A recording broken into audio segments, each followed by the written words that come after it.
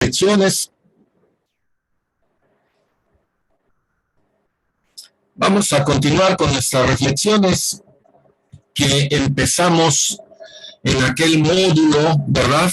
En donde, pues, nuestro tema giró en torno a un concepto que en la cultura occidental parece un concepto muy usado, pero pues ahora sí, disculpan la arrogancia es terrible y pésimamente mal usado, y es el término de persona. Fíjense ustedes, hoy vamos a trabajar un poquito más sobre el asunto de las corrientes bioéticas, ¿verdad? Sí. Las corrientes bioéticas prácticamente, a reserva de unas cosillas ahí que vamos a platicar también, pero básicamente son dos grandes corrientes bioéticas. Esto sin considerar, ya, en este contexto mundial y globalizado, pues todo lo que implica, que son los estudios que se están llevando hoy en día, todo lo que implica las bioéticas de los grupos más vulnerables, sobre todo de comunidades indígenas. O sea, hay muchísimo que aprender todavía sobre bioética. Imagínense ustedes todo lo que implica las comunidades en este gran pulmón que está en Sudamérica, ¿verdad? Rodeado por varios países, ¿verdad? Y además, pues con una diversidad cultural, ¿sí?, de pueblos indígenas originarios. Imagínense ustedes todo lo que las implicaciones que tiene el gran Amazonas, ¿verdad? Alrededor de la bioética. Esto, mis queridos amigos, amigas, esto ha sido muy poco estudiado, muy poco estudiado. Todo lo que implicaría, por ejemplo, para nosotros como mexicanos, ¿verdad?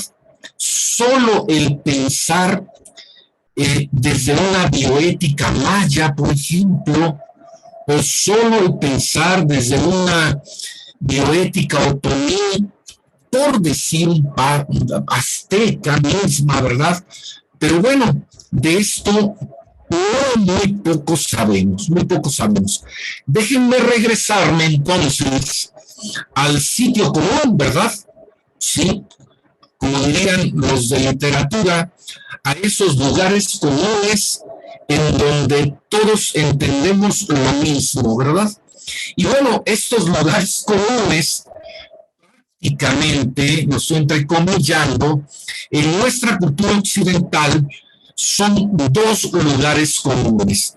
Uno, que todavía es más común para los que estamos aquí reunidos, y el otro un poco menos común, y el más común es lo que se hace llamar la bioética principialista, ¿verdad? Entonces, si uno dice bioética y alguien sí pasó por la escuela de medicina, se le vienen a su mente cuatro principios: beneficencia, no maleficencia, justicia y autonomía, ¿ya? Pero eso, mis queridos amigos y amigas, eso es parte de la historia, desde luego, en la que fuimos muchos educados, ¿verdad? Entonces, suponemos o presuponemos o juzgamos desde esa perspectiva. Sin embargo, hay otro lugar común también, que es el lugar en donde están quienes se formaron en escuelas de medicina de corte, pues le voy a decir así, judeo-cristiano, ¿verdad?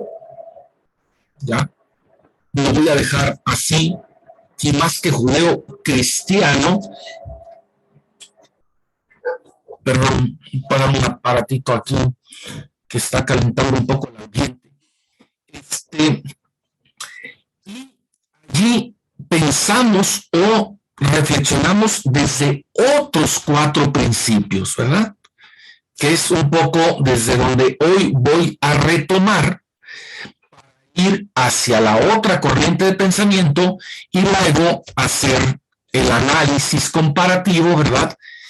Y hacernos la pregunta, porque pues yo no soy nadie para decirles, es que tu práctica clínica, tu forma de experimentar y tu manera de investigar debe de estar anclada, graduada bajo estos principios, ¿verdad?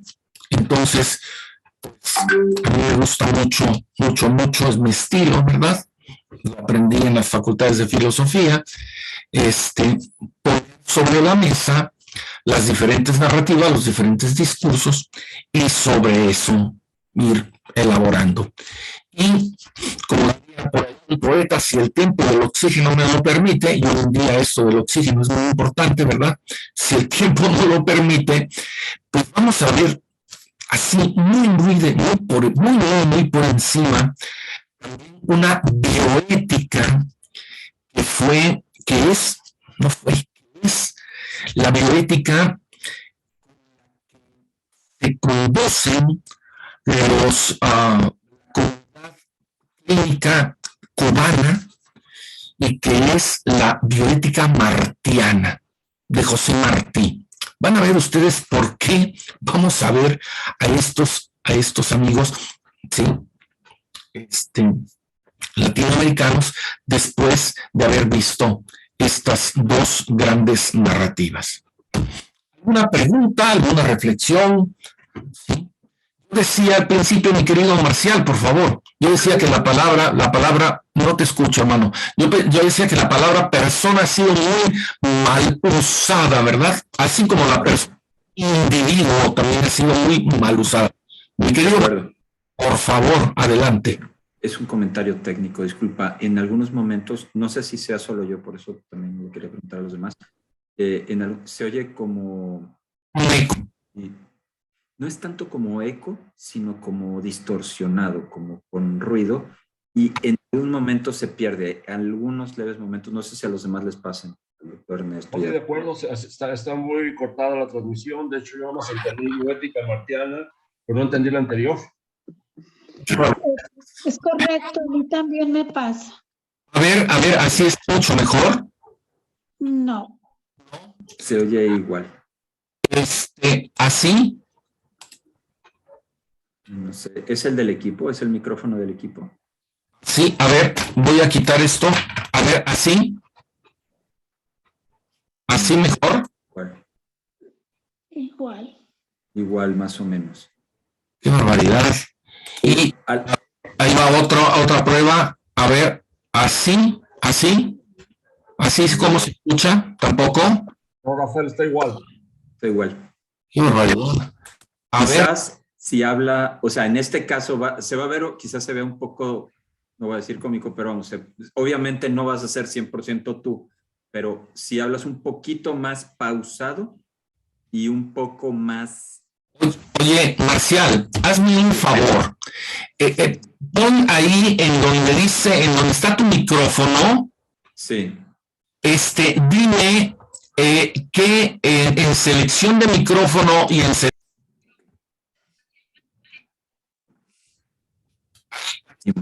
Entonces, había dos tipos de escuelas que el doctor Ernesto, como mencionó, no se alcanzaron a entender muy bien. No sé si desde ahí nos pudieras... Claro que sí. Claro que sí. Ahora, dame un segundo, porque ahora el que no escucho soy yo.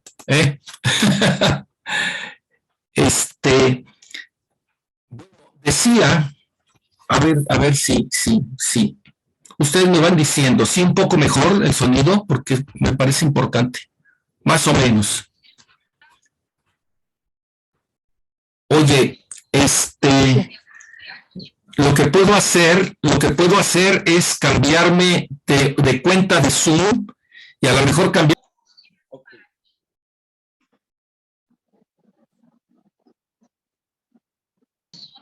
Listo. Bien. Bueno, pues decía hasta hace un momento, ¿verdad? Qué barbaridad, cuánta tecnología, ¿sí? Decía hasta hace un momento que, bueno, que en la bioética, ¿verdad? En la bioética hay lugares comunes. Regularmente es un concepto que utiliza mucho las gentes de literatura, hablar de lugares comunes, ¿verdad? La libertad, la justicia, el amor, etcétera. Ya, son lugares comunes, ¿no? Entonces, bueno, también en la bioética, pues hay lugares comunes, ¿verdad? Y estos lugares comunes, pues nos hacen que en muchas ocasiones nosotros pensemos o veamos la bioética desde esos lugares comunes. La cultura occidental tiene prácticamente, y estoy entrecomillando, y por eso digo prácticamente, dos lugares comunes para la bioética. Un lugar común es el de la bioética principialista. La mayoría de los que estamos aquí, de quienes han pasado por una escuela de medicina del sector público, sobre todo en este país, ¿verdad? Y en algunos otros países del mundo también, pues están formados en la bioética principialista. ¿Qué significa esto? Que cuando uno dice bioética, inmediatamente viene a la mente lo que es justicia, no maleficencia, beneficencia y autonomía. Inmediatamente viene esto a la mente, ¿verdad? Sin embargo, también hay otro lugar común en donde han estudiado muchos, ¿verdad? Bioética, y lo han hecho desde la corriente personalista, ¿sí? Entonces, ahí en la corriente personalista hay otros 4 principios, ¿verdad? Sí, que es desde donde vamos a partir nosotros el día de hoy. Pero imaginen por un momento todo lo que significaría el crecimiento y el desarrollo de la bioética cuando la pudiéramos pensar, por ejemplo, desde la bioética amazónica, ¿ya? Imagínense ustedes todos esos grupos humanos, ¿verdad? Tan diversos, tan plurales, de países que se conjuntan alrededor de uno de los sitios emblemáticos hoy en día en el mundo, el pulmón del Amazonas. Imagínense ustedes todo lo que podría aportar a la bioética, no solamente en términos naturistas o naturalistas, ¿verdad? Sino también me refiero yo a las plantas, a la diversidad de animales, de plantas, ¿verdad?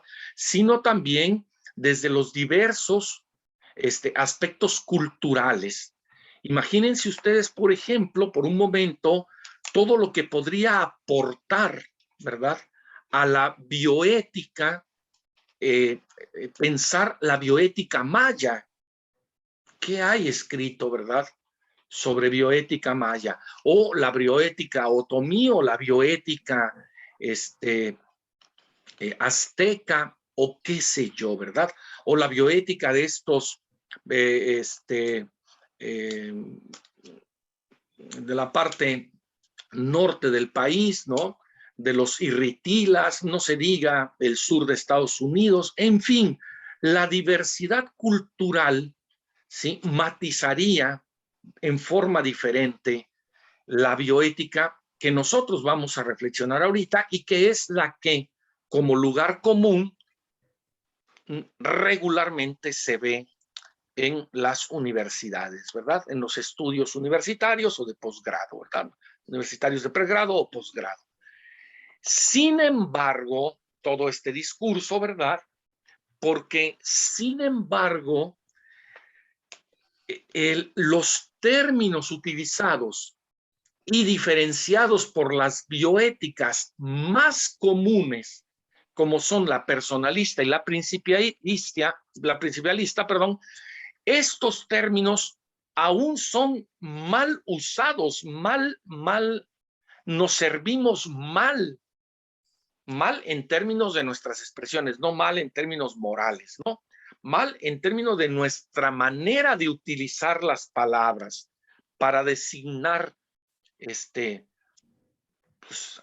para sustantivar o para describir o para adjetivar o para lo que ustedes quieran, ¿verdad? ¿Cuántas veces nosotros decimos es que la persona, ¿verdad?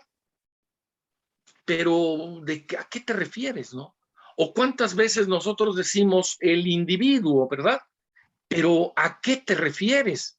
O por qué algunas veces nosotros en investigación hablamos del sujeto de investigación y anonimizamos el sujeto de investigación y lo convertimos en bases de datos, pero somos muy propios cuando nos referimos a la persona. Es decir, es una suma de mal uso de conceptos, ¿verdad? Porque si tú a un investigador clínico, ¿verdad? En un protocolo de investigación le dices, oye, es que la anonimización del sujeto por método, ¿sí? Al estar en tu protocolo, violenta, ¿sí?, la noción de persona y su dignidad dentro de la bioética personalista. Óiganme, esto pues es para personas como ustedes, es para ligas mayores, ¿verdad? Esto en la vida cotidiana de los laboratorios, pues no se usa, por decirlo de alguna manera, ¿no? No es algo común. Bien. Espero si me están escuchando mucho mejor, ¿verdad? Sí. Bueno, sí. Ahora vamos, muchas gracias. Ahora vamos, pues, a retomar desde la bioética personalista, que es en la que estuvimos la sesión pasada conmigo. Vamos a viajar hacia la ética principialista y luego vamos a hacer el análisis comparativo. Y al final, les decía, cuando todo este asunto, ¿verdad?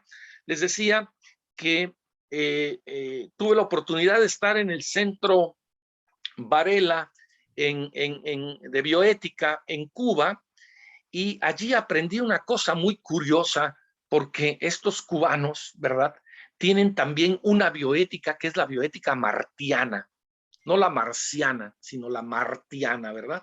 Sí, basada en José Martí. Y lo quiero dejar hasta el final porque por sus formas políticas e ideológicas tuvieron que construir una bioética, ¿sí?, por negación a una y por afirmación a otra sin creer en ella. Y ustedes me dirán, no te entiendo absolutamente nada. Bueno, denme una hora y les prometo que en una hora esto que les acabo de decir va a tener mucha claridad. ¿Estamos hasta ahí? ¿Alguna pregunta, alguna reflexión, algún comentario? Muchas gracias por lo de la parte técnica, Marcial, muy amable. Ustedes me dirán, hasta ahorita, ¿alguna pregunta para poder continuar? ¿No? Bueno. La sesión anterior, disculpe que esté retomando desde mi sesión y no desde la sesión del compañero, la compañera que estuvo la vez pasada, ¿sí?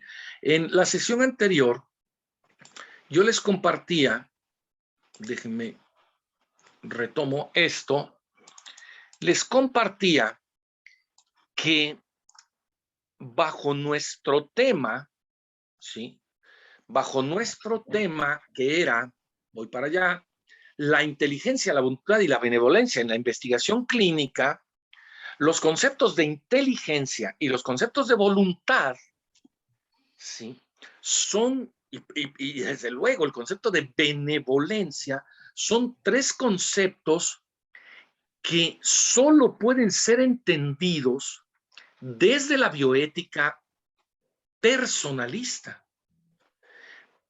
¿ya?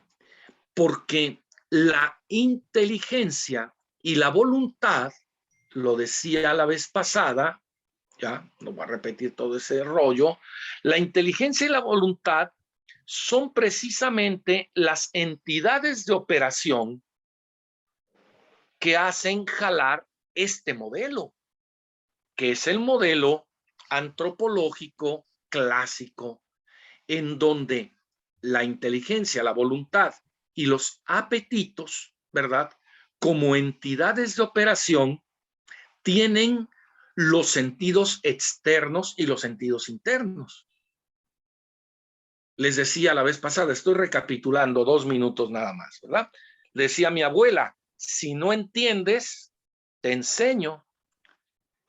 Si no puedes, refiriendo a los apetitos, ¿verdad? Pues te ayudo, ¿verdad? Pero si no quieres, pues entonces vete a volar, ¿verdad? Pues yo no sé qué voy a hacer contigo. O sea, esto es todo un lenguaje. Es todo un lenguaje. Yo les invito que a ustedes ahora, en el ámbito clínico, le digan a un paciente, a ver, mire, lo que pasa es que usted no está entendiendo lo que yo le estoy diciendo porque usted no quiere su salud y por eso es que no le apetece tomarse la medicina.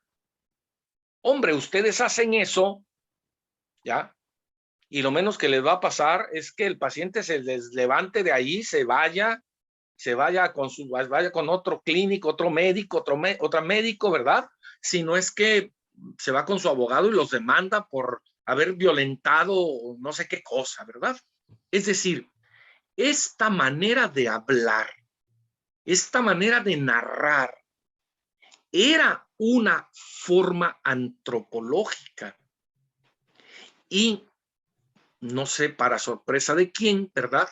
A lo mejor para algunos de ustedes, algunas de ustedes, esto es lo que va a dar fundamento filosófico a la noción de persona. Cuando nosotros pensamos en persona, y sobre todo cuando pensamos en persona humana, estamos pensando en un ente facultado desde las entidades de operación, que son la inteligencia, la voluntad y los apetitos, a través de los sentidos externos y los sentidos internos. Ahí tienen ustedes en su pantalla el fundamento tomista, sobre todo aristotélico tomista, ahora primero Aristóteles y luego Tomás. Aristóteles 450 antes de Cristo y Tomás de Aquino 1270 más o menos, ¿sí? Entonces, aviéntense ustedes una sumita, ¿verdad? 1200, vamos a poner, bueno, un poco más, de 1250 y 400, 1650, 1700, 17 siglos estuvo este modelo puesto sobre la mesa. Ahora mi pregunta es, ¿y aquí dónde está la beneficencia o la beneficencia? ¿Aquí dónde está la justicia? ¿Aquí en dónde está la autonomía? ¿Ya? Esas son palabras de la modernidad. Esas son palabras que van a dar forma al otro modelo antropológico, al modelo biopsicosocial que vamos a ver en unos momentos. Pero este modelo que tenemos aquí es el modelo clásico que da fundamento a la persona. ¿Ok? Esto porque pues nos toca hoy ver corrientes, ¿verdad? Corrientes antropológicas. Vayamos pues, ¿sí? Ahí tienen ustedes, ¿verdad? ¿Dónde aparece la justicia? Aquí. Aquí la justicia va a aparecer en la voluntad, ¿verdad? La autonomía como tal no aparece. En este modelo antropológico no hablamos de autonomía, hablamos de libertad, ¿verdad?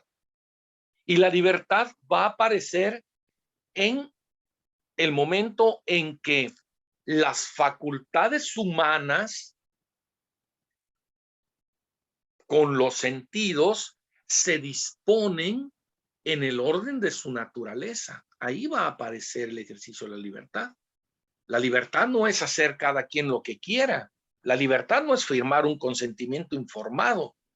La libertad es responder desde el orden natural a la forma de nuestra naturaleza, responder desde el orden natural por medio de nuestros sentidos a la búsqueda del bien, ¿verdad? Esa es la libertad. Esa es la libertad. Entonces, hay muchas palabras que se nos escapan cuando nosotros abordamos una u otra bioética para no confundir una u otra bioética. ¿Ok? Bueno, vayamos pues, ¿sí?, a estos 4 principios que solo esbozamos en la sesión anterior.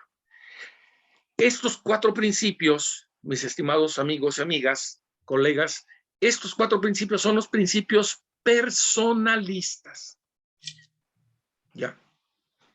Estos no tienen nada que ver ni con beneficencia, ni con maleficencia, ni con justicia, ni con autonomía. A ver, Rafa, pero yo encuentro allí, ¿verdad?, que en el principio de la libertad y responsabilidad hay autonomía. Eso es lo que tenemos que evitar. Por disciplina conceptual solamente. O sea, aquí no se llama autonomía, aquí se llama libertad y responsabilidad. Aquí no se llama justicia social, ¿ya? Aquí se llama sociabilidad o subsidiariedad, ¿ya? Aquí no se llama no maleficencia o beneficencia. Aquí se llama principio de la vida física, de defensa de la vida física y principio de totalidad, ¿ya? Veamos cada uno ya de manera más detallada hoy que estamos hablando de corrientes bioéticas. Primer principio de la bioética personalista. ¿Por qué personalista? Pues porque fundamenta la noción de persona. Y la noción de persona no es una noción moderna, es una noción clásica.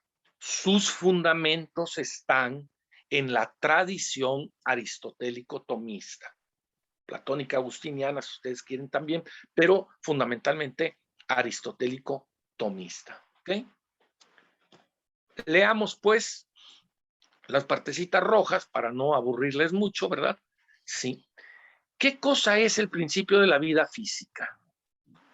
Cuando los personalistas hablan de la defensa de la vida física, hablan del cuerpo. De eso están hablando, ¿sí? Porque consideran que el valor fundamental de la persona, ¿sí?, es su existencia en un cuerpo. Ojo aquí, aquí no andamos buscando los principios del ser. Aquí estamos buscando los principios de la bioética. Y la bioética, fundamentada en la noción de persona, que da por enterado que toda persona es unidad, ¿ya?, de cuerpo y alma. La bioética dice, tenemos que respetar el cuerpo, porque respetando el principio de la vida física del cuerpo, ¿ya?, nosotros estaremos respetando el alma, porque alma y cuerpo son indisolubles hasta la muerte, ¿verdad? Hasta la muerte. ¿Ya? ¿En qué consiste este formato indisoluble? En una cosa que Aristóteles llamó hilemorfismo, es decir, unidad de materia y forma. Entonces, cuidando yo la materia, el cuerpo, ¿sí?, doy cuidado a la forma, es decir, al espíritu. ¿Ya? Cuando hoy en día escuchamos que mi cuerpo es mío y me pertenece, ¿ya? Es muy difícil negarlo. Lo que pasa es que para los personalistas, el cuerpo es tuya y te pertenece, pero el alma te es dada por tu creador. Y entonces, como cuerpo y alma son uno, entonces pues tú podrás alegar desde el cuerpo pertenencia y propiedad y disposición para hacer lo que quieras, pero te llevas de pasada el alma, precisamente por el principio de unidad sustancial. Entonces, el cuerpo, aunque es tuyo, no te pertenece. ¿Ya? Y ahí tenemos que ser muy cuidadosos. Y no te pertenece aunque sea tuyo. Te pertenece porque para ser libre es necesario que tú estés vivo. Pero el ejercicio de la libertad va siempre en el orden de la naturaleza. Fíjense, actualmente, pues en el consultorio me ha tocado atender pues como 4 o 5 casos últimamente de mutilación, ¿ya? De mutilación. De veras es fuerte ver cómo cuando un chico, en este caso una chica, ¿verdad? Cito solo ese caso, el ver que una chica, pues de 19 años, porque no le gusta su vientre, por su complexión corporal, odia su vientre y entonces se lo corta, ¿ya? Pero cuando llegas ahí, cuando llegas al cuerpo, es porque el alma ya tuvo lo propio, ¿ya? Es porque hay algo allí que ahora en el cuerpo padece lo que el alma no me imagino cuánto habrá padecido o estará padeciendo. Entonces, los personalistas pues hablan de esta unidad sustancial, ¿verdad? De esta criatura, ¿verdad? Sí. Además, esto es muy platónico, ¿no? En donde este cuerpo es el que alberga este espíritu, esta alma, ¿verdad? Y ahí la mantiene. Pero más allá de Platón, yéndonos a Aristóteles, es esta unidad sustancial, ¿ya? Y entonces, desde el cuerpo, mis queridos colegas, desde el cuerpo se plantea el principio de la defensa de la vida física, no desde el alma, desde el cuerpo, aunque el alma está implicada, pero es el cuerpo porque la vida llega antes que la libertad, ¿ya? Porque el cuerpo llega antes del ejercicio libre de las facultades, ¿sí? Antes de que yo quiera oír o no quiera oír, antes de que yo quiera diferenciar o no quiera diferenciar, antes de que yo quiera discernir, ¿verdad? ¿Sí? Hay algo que tengo, aunque no es mío, que es el cuerpo. ¿Alguna reflexión, algún comentario? Digo, con esto tenemos para una tesis doctoral, pero alguna reflexión, algún comentario, mi estimado Marcial, alguna acotación que quieras hacer, por favor. Bueno, no, digo, cualquier cualquier compañero, digo, yo sí tengo algo, pero cualquiera. Lo que yo quería mencionar es que es bien interesante esta aproximación hacia nosotros mismos, donde a veces la vocalización o la verbalización que empleamos como que nos trata como desvinculados, o sea, un poquito como si fuéramos legos, ¿verdad? De piezas. Sí. Y entonces se habla de mi cuerpo es mío. Y bueno, la aproximación personalista lleva a decir, a ver, ¿mi cuerpo es mío o yo soy cuerpo y psique o cuerpo y alma? Es decir, no tengo un cuerpo y no se puede decir mi cuerpo es mío como algo distinto de mí. Porque si es algo distinto de mí, entonces lo uso. Pero si soy yo, entonces tengo una responsabilidad. Y es eso. Y bueno, nada más con, mencionar No. tuve una conversación por Twitter, no fue muy larga, pero fue una conversación, unos 6, 7 mensajes por Twitter en relación con un caso de eutanasia en Colombia hace casi una semana. Debe haber sido el jueves o el viernes o sábado de la semana anterior, donde precisamente parte de la conversación era, oye, pues es que es un derecho, me decía la persona. Le digo, bueno, lo que hay es alguien que se hace daño a sí mismo. Dice, no, pero tiene derecho a disponer de su vida. Bueno, digo, objetivamente, descriptivamente, quitar la vida es hacer daño, porque o sea, el ser humano preserva su vida. Entonces, si alguien se hace daño, como sociedad, más que ver un derecho, tenemos que ver una situación distorsionada, o sea, totalmente, que nos tiene que cuestionar, creo, si estamos hablando de respeto a derechos o estamos hablando de indiferencia que conduce al máximo daño que alguien se puede hacer como sociedad. No se, dice, ¿por qué lo juzgan? No, yo no lo estoy juzgando a él, estoy juzgando a la sociedad, porque cuando alguien se hace daño en su vida física, lo llamamos respeto en vez de llamar la última derrota de la sociedad de acompañar a alguien en su dolor. Ya. Eso era lo que quería comentar. No, Marcial, muchísimas gracias. Muchísimas gracias.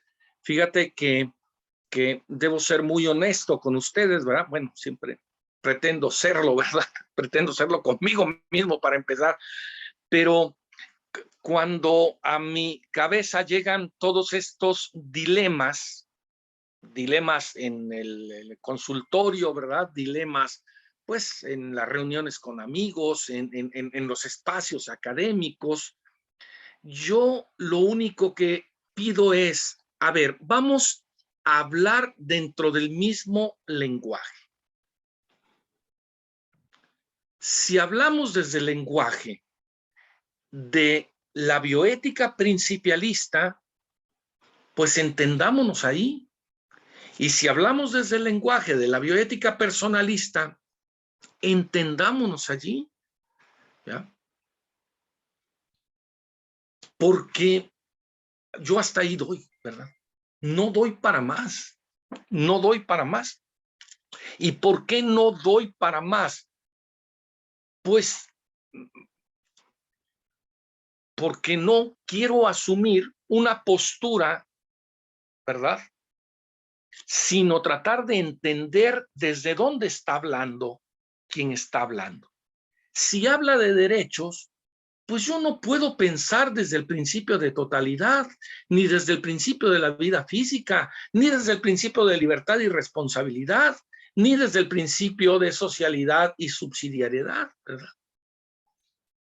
Porque si está hablando de derechos, está hablando desde otro orden, además que es el orden jurídico, ¿no?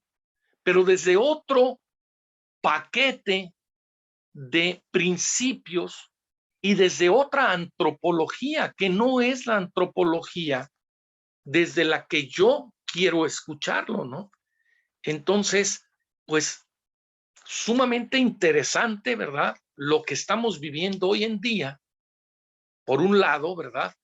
Pero por otro, esta confusión de lenguajes, porque nuestra cultura occidental es una cultura que nos dio dos rieles, además de todos los durmientes que están en el camino, ¿verdad? De una cantidad de culturas impresionantes que han, todo este mundo de culturas periféricas que existen en nuestro país, ¿verdad? Pero nos dio dos grandes rieles. Nos dio la tradición aristotélico-tomista para poder hablar desde el personalismo, pero también nos da la tradición ilustrado-racional, ¿no? Rafael. Y entonces, sí, díganme ustedes, por favor. Rafael. Dime. Fíjate que el comentario de Marcial muy interesante en relación a lo que comentó de una asesoría, interpretación, intercambio, discusión, no sé en qué relación a eutanasia. Y me llamó mucho la atención que dijo Colombia. Hay un colombiano muy famoso que sí que hablar de tanatología, duelo, etcétera, etcétera. Camilo es su nombre, no recuerdo su apellido, donde ellos manejan unos documentos de voluntad anticipada. Y esa voluntad anticipada se maneja ante un notario pidiendo qué hacer o qué no hacer. Cuando oigo a Marcial decir como eutanasia, yo entendí cuando leí estos documentos que si el paciente decide no me hagas nada, de alguna manera es una eutanasia que él está solicitando. Y también, por otro lado, también he visto en esa voluntad anticipada, háganme todo lo que puedan hacer, hasta aunque me cueste mi último centavo. Y eso alguien le llamó encarnización terapéutica. Yo creo que son dos conceptos así bien difíciles de manejar y de transmitir. Yo en lo personal te comento que esa voluntad anticipada ya la hice para mis dos hijos. Y fíjate lo que estoy diciendo, comentando a mis hijos, no a la gente que vive conmigo y me acompaña, porque ella tiene otro aspecto sentimental. Pidiéndoles que si algo pasa, no hagan más que lo mínimo indispensable.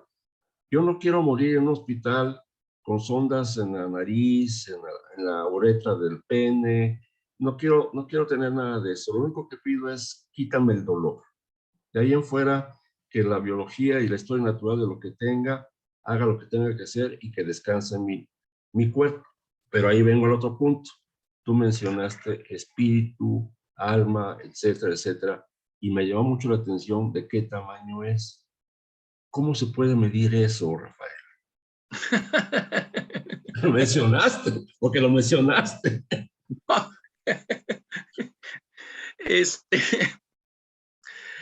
Qué barbaridad. No, bueno, yo creo que no se puede medir, ¿verdad? No se puede medir, pero sí se puede sentir, ¿verdad?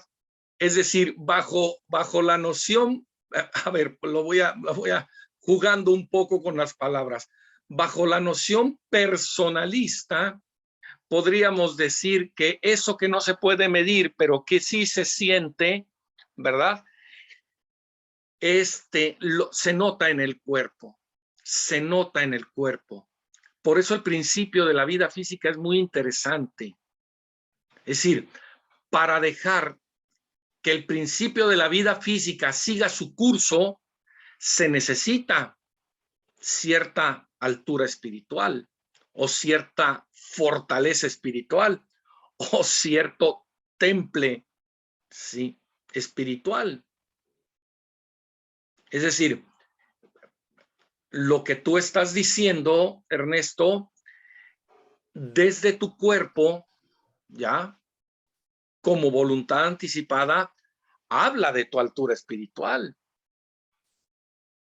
O sea, no es, ¿sí? Dicen que la ocasión, dice un dicho por ahí, ¿verdad?, que la ocasión hace al ladrón.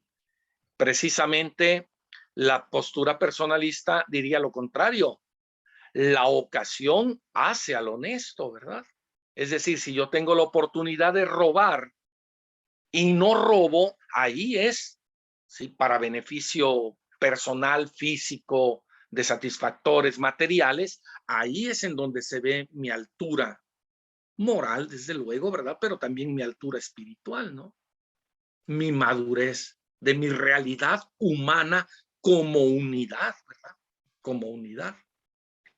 De ahí que se liga este principio de la vida física, de la defensa de la vida física, se liga al principio de totalidad. Ahora, no perdamos de vista que estos principios, si bien tuvieron ejercicio pleno,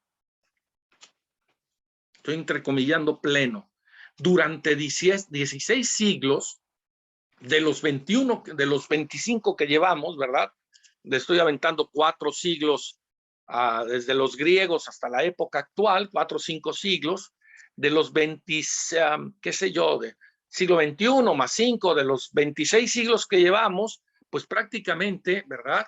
15, 16 estuvieron operando bajo este modelo, pero los últimos siglos, los que nos han tocado vivir a nosotros, ¿verdad? Sí, no operan bajo este modelo.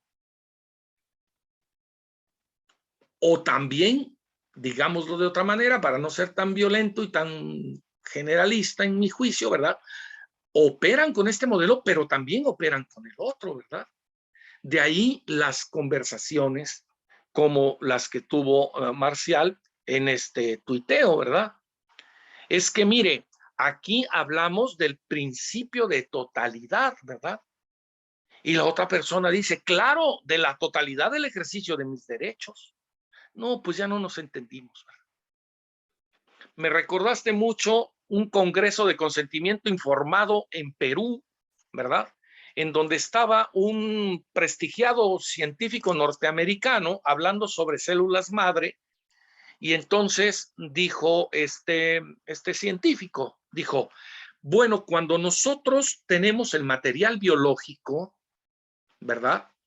Para trabajar la célula madre. Y entonces dentro de las que estábamos escuchando estaba un sacerdote jesuita español, levantó su mano y le dijo a este científico, ¿me podría usted decir cuál es el origen ontológico del material biológico? Es decir, ¿cuál es el origen del ser de ese material biológico, verdad? Y entonces, bueno, pues el científico contestó, no le entiendo. Sí, solo le estoy diciendo que me diga usted de dónde viene ese material biológico del que usted habla. Como célula madre, es embrionaria, es cordón umbilical, está procesada en laboratorio. ¿De dónde viene? Y el científico le contestaba, es que ese no es mi problema, yo trabajo con material biológico. Entonces, estamos en dos narrativas, por no hablar de los cientos de las que no hablamos, en dos grandes narrativas, ¿verdad? Pues, claro, yo con el grupo de científicos, ¿sí? Hice ya la fusión del átomo, pero yo no aventé la bomba atómica, ¿no? Es más, ¿sí? Eso es responsabilidad del presidente. Y de ahí que un hombre responsable directo desde el laboratorio de la bomba atómica, ¿sí? Se ha admirado y respetado como uno de los grandes científicos del siglo XX.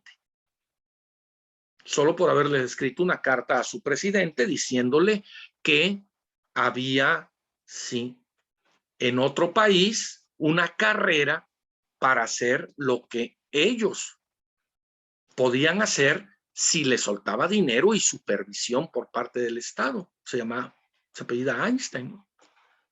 Y entonces el gobierno de Estados Unidos apoya el desarrollo, se desarrolla la bomba y pues terminamos en Hiroshima y Nagasaki. Pero estas formas científicas en donde yo trabajo con material biológico, ¿verdad? Yo no sé cuál es el origen antropológico, vamos a dejarlo ya, ni siquiera ontológico, el origen antropológico o la parte antropológica de la cual deriva este material biológico. Bueno, pues eso nos tiene hoy en día precisamente en un diplomado sobre bioética, ni más ni menos, ¿verdad? Por eso estamos aquí sentados, porque son las preguntas que nos estamos haciendo. El principio de la totalidad. Fíjense que el principio de la totalidad es algo muy interesante cuando nosotros, sí, nos ha quedado reflexionado, por decirlo de alguna manera, ¿verdad? El principio de la defensa de la vida física. Porque ¿de qué totalidad hablamos? Pues hablamos de la totalidad, ¿sí? De que de suyo libre con el organismo corpóreo constituye esa totalidad. ¿Y de suyo libre qué? Pues el espíritu, el alma, ¿verdad? ¿Sí? De allí, una de las cosas más hermosas que yo conozco de la historia de la medicina, que es el principio terapéutico. Porque es una cosa hermosísima. ¿Sí? Para empezar, gracias al principio terapéutico, ¿sí? Los clínicos en los hospitales pudieron convertirse en héroes de guerra ahora en el COVID, por el principio terapéutico. ¿Sí? Es el principio terapéutico, ¿verdad?, por el cual es lícito intervenir en una parte del cuerpo cuando no hay otra forma de sanar la totalidad del cuerpo. O sea, pero no nos interesa, ¿sí? No nos interesa por principio terapéutico la parte, porque sabemos que el todo es mayor que la suma de las partes. Entonces, lo que nos interesa es el todo, porque siendo el todo mayor que la suma de las partes, entonces el poder extirpar, ¿ya?, o el poder delimitar esa parte que está dañando al todo que es mayor, ¿sí?, es lo que precisamente hace que se requieran condiciones precisas para esto. Una de ellas, ahí en el principio terapéutico y en el principio de totalidad, es en donde aparece el consentimiento informado de la persona. ¿Ok? Y esto ya es muy sofisticado. Simplemente, si quito yo eso de consentimiento informado de la persona, solamente sería la ruptura del principio de incomunicabilidad para decir, sí, haga usted lo que considere pertinente según su criterio. Nada más. Ya el consentimiento informado son ligas mayores, ¿no? Eso es de hace 50 años y bien nos va, ¿no? Y aquí estamos hablando de, pues hace cuando menos unos 500, 600 años, ¿verdad? Cuando el principio de la totalidad de la persona, pues era muy valorada, ¿no? ¿Ya? Y bueno, pues sabíamos que había que intervenir, ¿sí?, las partes para salvar el todo. ¿Cuántas guerras cruentas, en cuántos baños de sangre, durante cuántos siglos se amputaban los miembros para salvar a la persona? ¿Verdad? Para salvar Rafael, ¿te puedo interrumpir tantito? Pero por favor. En relación a lo que comentaste del padre jesuita en tu curso en Perú, tú no le preguntaste a él de dónde venía el principio ontológico. ¿Para él?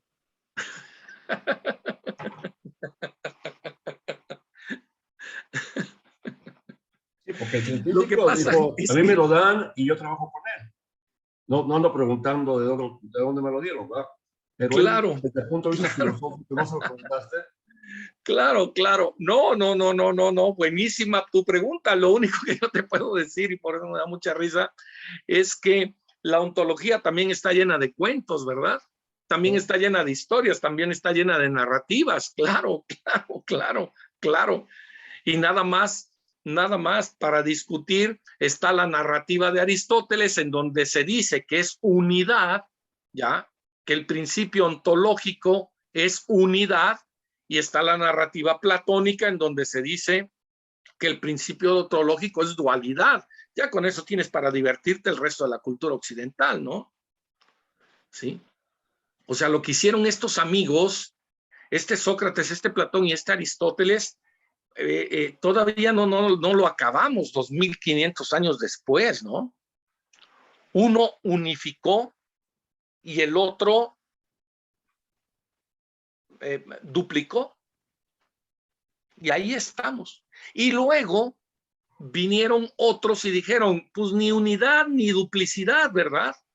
Ni unidad de cuerpo y alma, ni un cuerpo que encarcela al alma. No. Esos son rollos que ya hay que echar para atrás, ¿no? O sea, aquí estamos hablando de un consentimiento, un acuerdo, ¿ya? Y vamos a ponernos de acuerdo bajo un contrato para dar razón a la forma, ¿ya? Y para que con forma nosotros tengamos la razón. Y pues ese es en donde andamos hoy en día, ¿verdad? Es en lo que andamos hoy en día. Los otros dos principios, ¿verdad? Que bueno, pues están anclados a este caldo de cultivo aquí del principio de la defensa física y del principio de totalidad, ¿ya? La libertad. La persona es libre, pero es libre para conseguir el bien de sí mismo y el bien de las otras personas. Claro, el bien propio y el bien común, ¿no? ¿Sí? ¿Y cómo se consigue el bien propio? ¿Sí? Bien, el bien es aquello que conviene al orden de la naturaleza. Entonces, ¿por qué está bien, bajo el principio terapéutico, operarle una parte? ¿Sí? O quitarle una parte. Porque precisamente esa parte no está respondiendo al orden de la naturaleza y está lastimando la totalidad de la persona. Entonces, por principio terapéutico, sí, en el pleno ejercicio de la libertad, la parte se quita. Oigan, esto cuando lo pensamos en términos bioquímicos, pues es complejo, ¿verdad? Cuando lo pensamos en términos bioéticos, pues es complejo. Pero cuando esto lo piensas en términos políticos, es aterrador. O en términos institucionales, ¿verdad? Esto es aterrador. Aterrador, ¿verdad? Sí. Y bueno, de ahí, pues que dentro de la totalidad de lo social, hay partes que perjudican y deben desaparecer. Por eso, es una crítica muy fuerte, ¿no? Por eso es que este modelo empezó a tener sus, pues, porque es un modelazo, ¿verdad? Sí, pero es un dique enorme, ¿no? Pero empezó a tener sus fracturas, ¿no? Sus fracturas, porque bueno, pues una cosa es el principio terapéutico, bioclínico, pero hay quienes trasladaron el principio terapéutico bioclínico al ámbito social, ¿verdad? Sí. Y entonces, cuando la persona está inserta en una sociedad, es más, es el centro de la sociedad, debe ser beneficiaria de toda la organización social, pero también debe beneficiar a la organización social por el bien común. Y entonces ahí, caramba, esta interpretación se torna sumamente importante, pero sumamente delicada, ¿verdad? Muy importante, pero muy delicada. No sé si desvié demasiado prejuiciosamente la reflexión, no es mi intención. Mi intención es, pues, que que veamos, pues, que dentro de la bioética personalista, pues también hay gradualidad, ¿verdad? Hay gradualidad. ¿Hasta dónde el principio de la vida física? ¿Sí? Y hasta dónde el principio de subsidiariedad. Mi estimado Rodrigo G. de la G. Hola, sí, tengo una duda. Viene, Rodrigo. Dice ahí, no puede celebrarse la libertad sin celebrar la responsabilidad, ¿no? Yo siempre he sido de la idea de que no hay libertad sin responsabilidad, ¿no? Sin embargo, hoy en día se plantea mucho, o sea, o más bien, para los jóvenes es muy atractivo, pues una libertad sin responsabilidad, ¿no? O sea, cada vez vemos más estilos de vida que se trata de hacer lo que tú quieras, cuando tú quieras, como tú quieras, y no hacerte responsable de tus actos, ¿no? Entonces, mi pregunta es, o sea, ¿la libertad y la responsabilidad tienen un vínculo ontológico, no sé cómo se diga, digamos, en su misma esencia? ¿O si es posible vivir una vida, digamos, un libertinaje completo sin ningún tipo de responsabilidad? Es todo un tema moral y es todo un tema ético, Rodrigo. Es un tema más que bioético, es un tema de orden moral y de orden ético. Yo lo que te podría comentar, ¿verdad? Te podría comentar es que este ejercicio de la libertad sin responsabilidad encuentra su espacio antropológico en otro modelo, que es el que vamos a ver a continuación, ¿verdad? Porque entonces yo discutiría que pues yo hago cosas de manera aparentemente irresponsables, ¿sí? Como por ejemplo, no sé, algunos ejercicios extremos, ¿verdad? O limítrofes, pero lo estoy haciendo en el ejercicio de mi autonomía y no le estoy haciendo mal a nadie, ¿verdad? O sea, si yo me amarro de una reata plástica ahí con un resorte, ¿verdad? Y me aviento al precipicio, ¿sí? Sabiendo que no me voy a matar porque el objeto ese va a resistir mi cuerpo y eso no perjudica a nadie, pues ¿en dónde está el acto irresponsable, no? ¿Sí? Pero eso dentro de este modelo no cabe dentro del otro modelo. Cabe cuando nosotros hablamos de no maleficencia, cabe cuando nosotros hablamos de beneficencia, cabe cuando nosotros hablamos de autonomía. Pero aquí que hablamos del principio de totalidad, pues se puede poner en riesgo, ¿sí?, ese principio de totalidad al someterte a situaciones límite, ¿verdad?, con un acto de aparente libertad y de aparente responsabilidad. ¿Por qué? Pues porque no conoces las consecuencias. No sabes si efectivamente ese instrumento te va a soportar, si no te vas a matar, si no te va a dar un infarto, si no te va a pasar un sopilote por ahí, vas a chocar con él, ¿verdad? O qué sé yo lo que pase, ¿no? Qué sé yo lo que pueda pasar.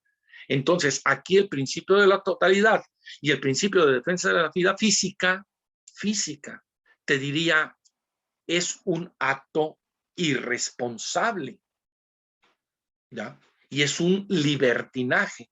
Sin embargo, si te vas al otro modelo, cabe perfectamente bien, ¿ya? Mi estimado Marcial, por favor. Gracias. Perdón, dos comentarios muy rápidos. Muy interesante todo, Rafael. Está muy, muy interesante y te agradezco, porque te agradecemos la ponencia en lo que va y lo que le sigue. Primero que nada.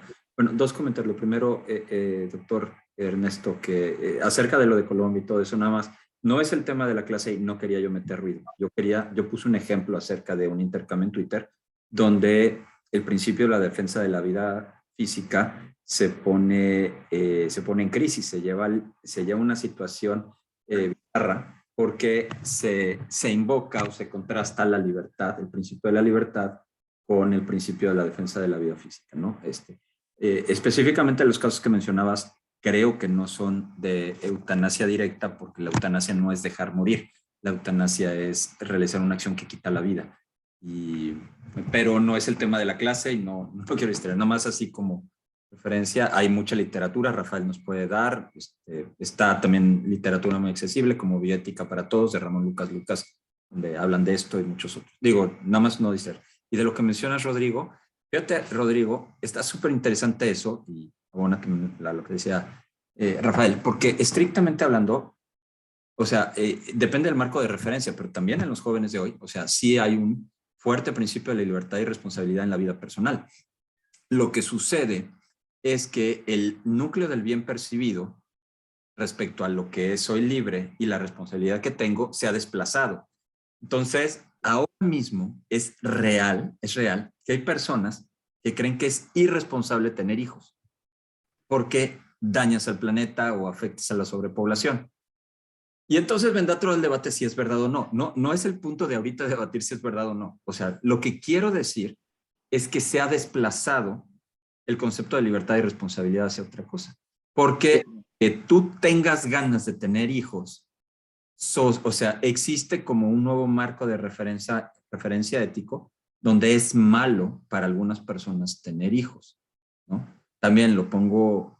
Entonces, y esto ayuda porque si no, o sea, puede ayudar a tender puentes reales. No, digo, sé que tender puentes es un tema polémico en ambientes juveniles, sobre todo de activismo político y de valores y todo eso. O sea, pero entiéndeme bien tender. Es un chiste local aquí con Rodrigo respecto a esto de tender puentes. O sea, hay gente que no ve bien ese concepto de tender puentes, pero el tender puentes en cuanto a no tener diálogos de sordos con dos grupos de jóvenes, porque cada uno cree que el otro está siendo irresponsable.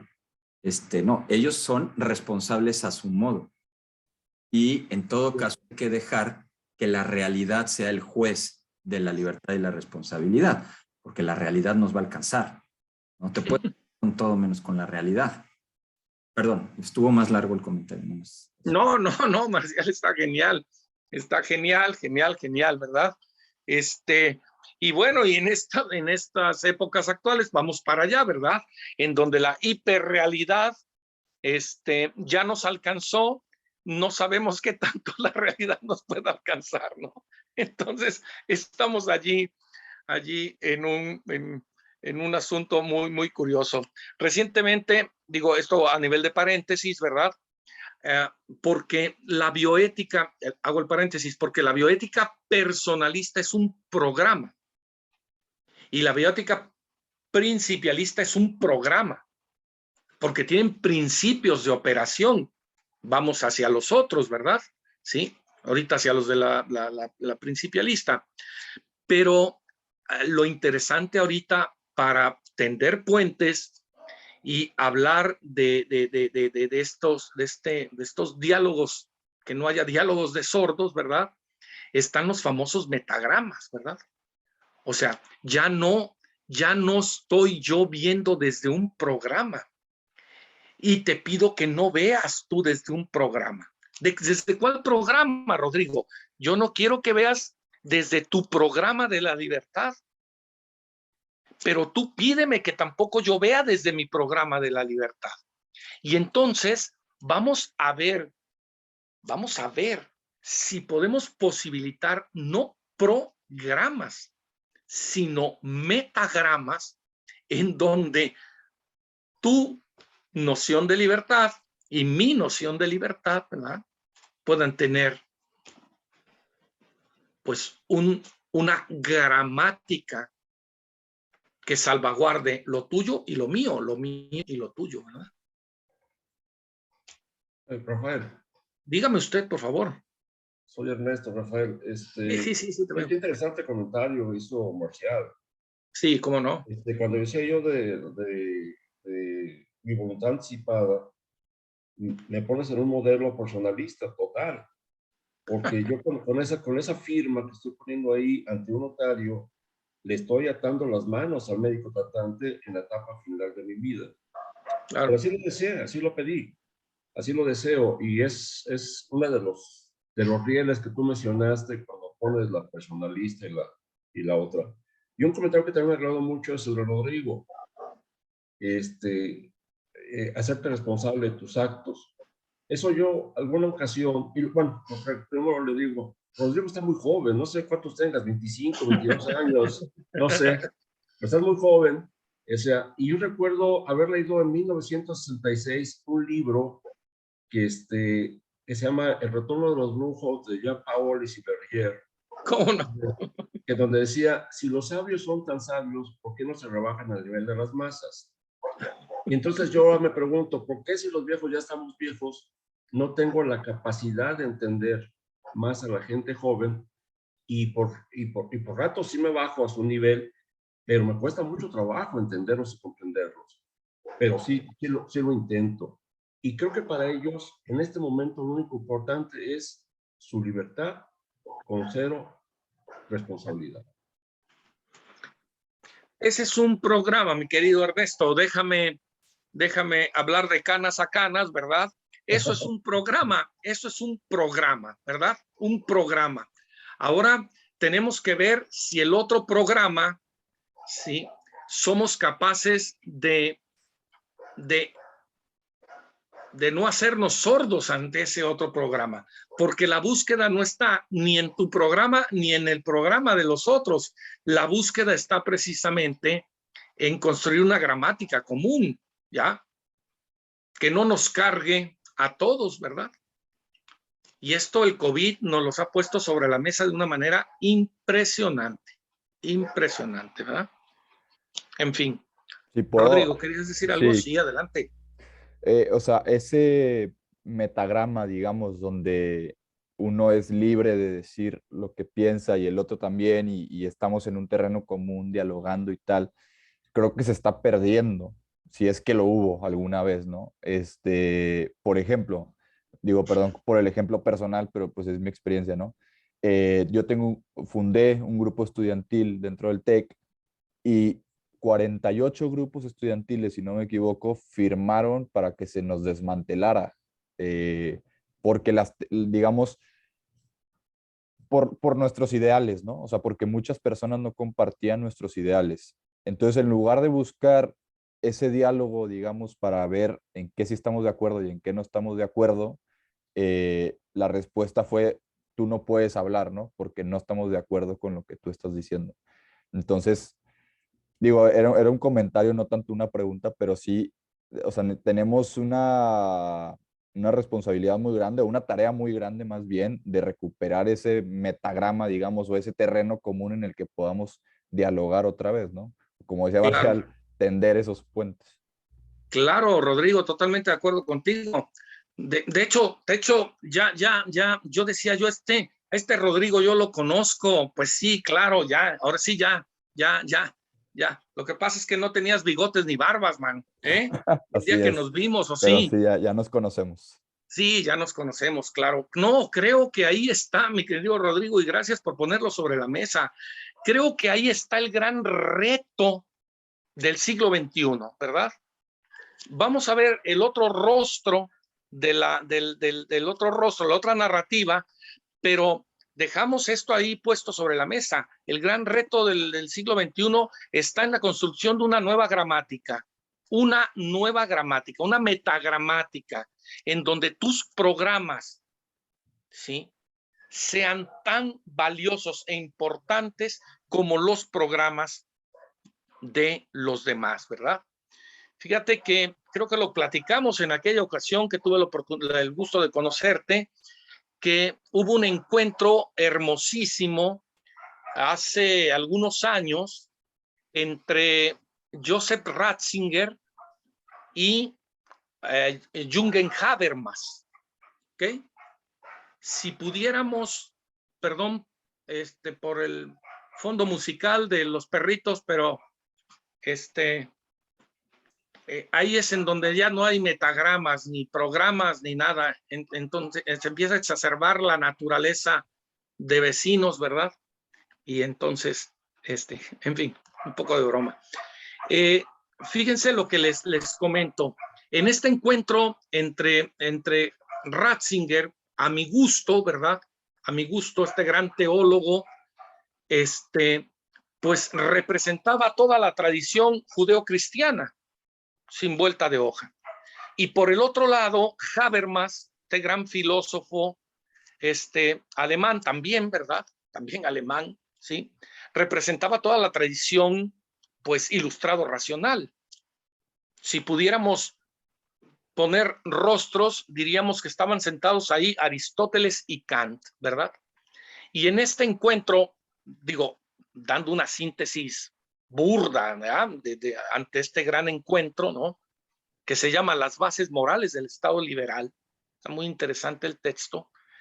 En este encuentro, Ratzinger, ¿sí? Teólogo, ¿verdad? No lo refiero como papa, sino como teólogo, por eso su apellido. Ratzinger como teólogo le dice a Habermas, si no creemos, no podemos construir la democracia. Así de simple.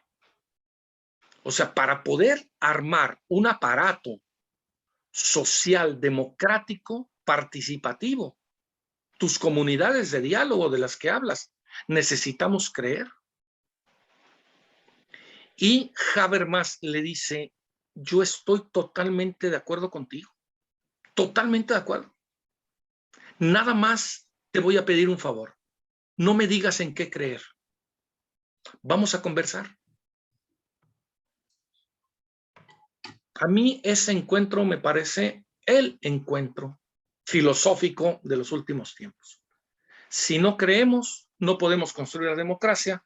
Sí, totalmente de acuerdo. Nada más no me digas, por favor, en qué tengo que creer. Vamos a conversar para construir la democracia en lo que creemos y encontremos metagramas, ¿verdad?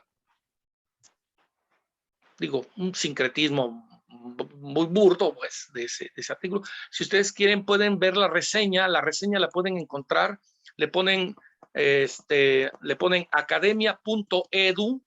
academia.edu, Rafael de Gasperín, y ahí les va a aparecer todas mis cosas ahí que yo he hecho un poco más serias, ¿verdad?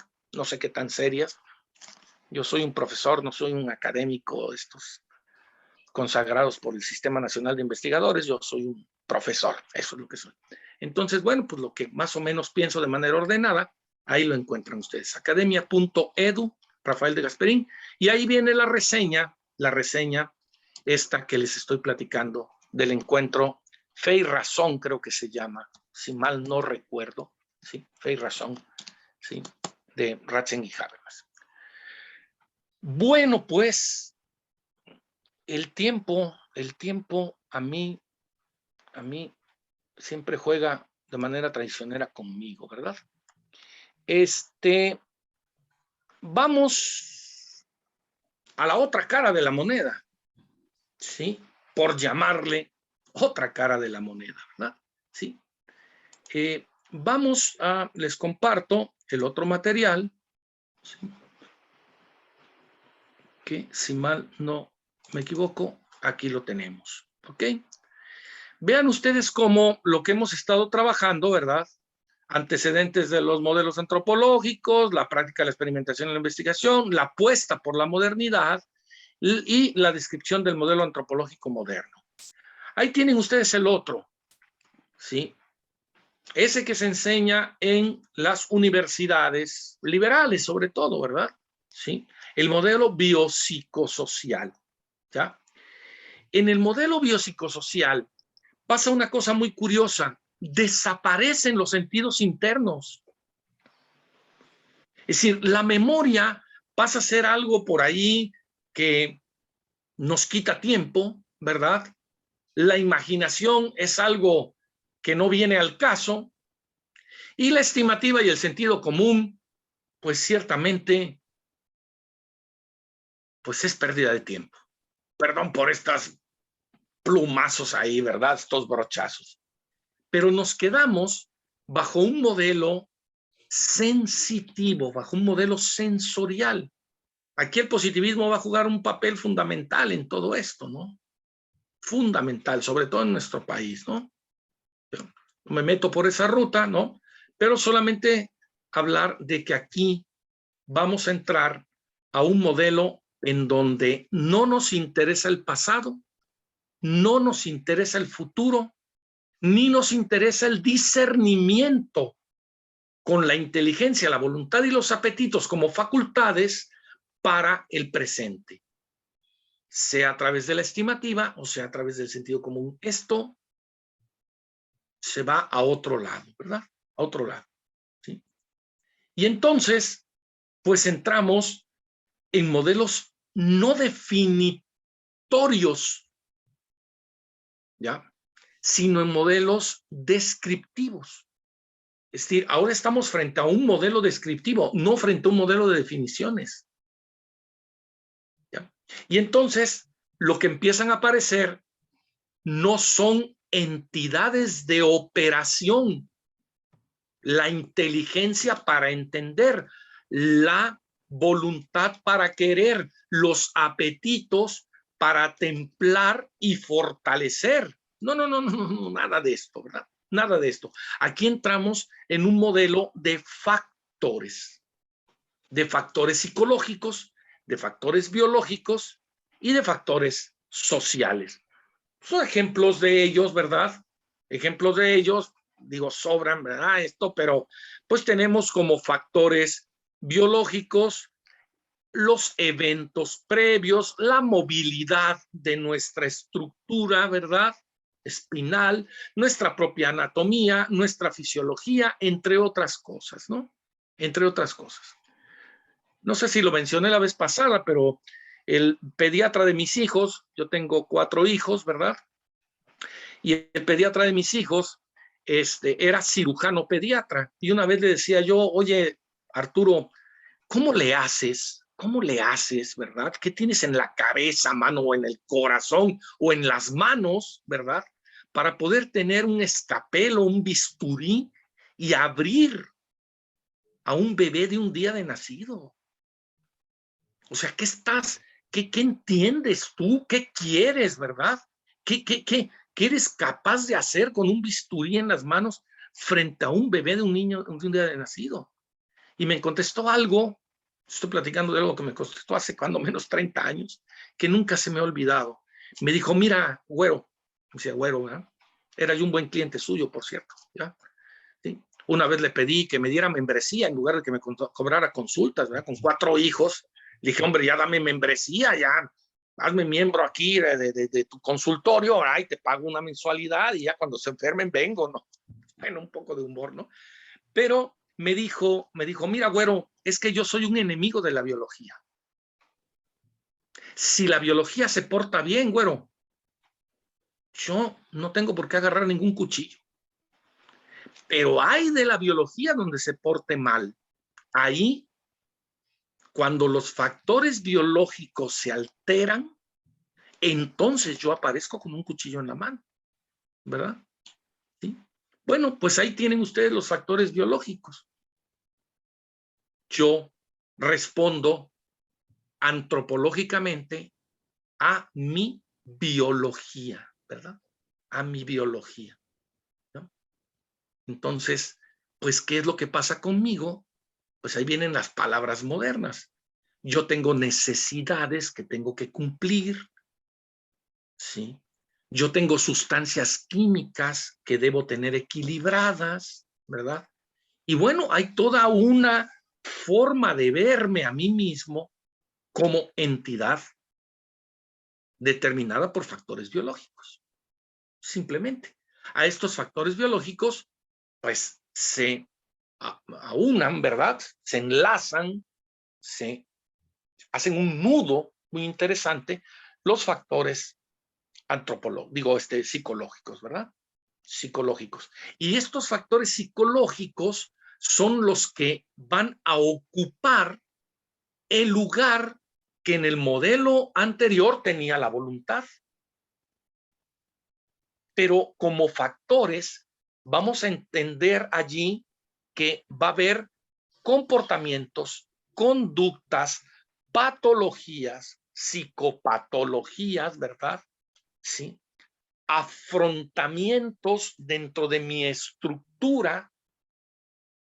Aquí yo no le puedo decir a una persona, perdónenme por utilizar la palabra persona, aquí yo no les puedo decir a un individuo, ¿verdad?, que él no tiene derecho a dirimir en su psicología cosas que él tiene que enfrentar consigo mismo y que las dirime bajo la mutilación biológica. Estamos en otro modelo. Estamos en otro modelo. Rafael. Dígame usted, don Ernesto. No, Ernesto, nada más. Yo no sé si recuerdes, ahorita que se hace el comentario de tu médico, del pediatra de tus hijos, en relación a que está en contra de la biología y que sí, y por eso tenía que entrar a resolver los problemas que esa biología había causado.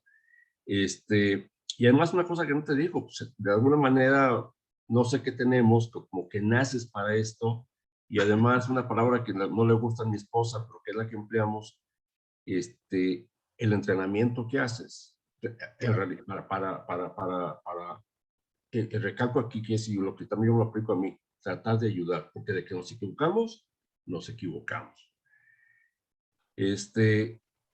Yo no sé si recuerdes alguna cosa que te comenté aquí en la clase, en relación a que cuando yo estoy viendo vidritos al microscopio, viendo células, y que estoy viendo un tumor maligno, yo platico y me pregunto internamente y yo externamente, ¿por qué lo vas a agredir? ¿Por qué le estás causando dolor? ¿Por qué lo vas a matar?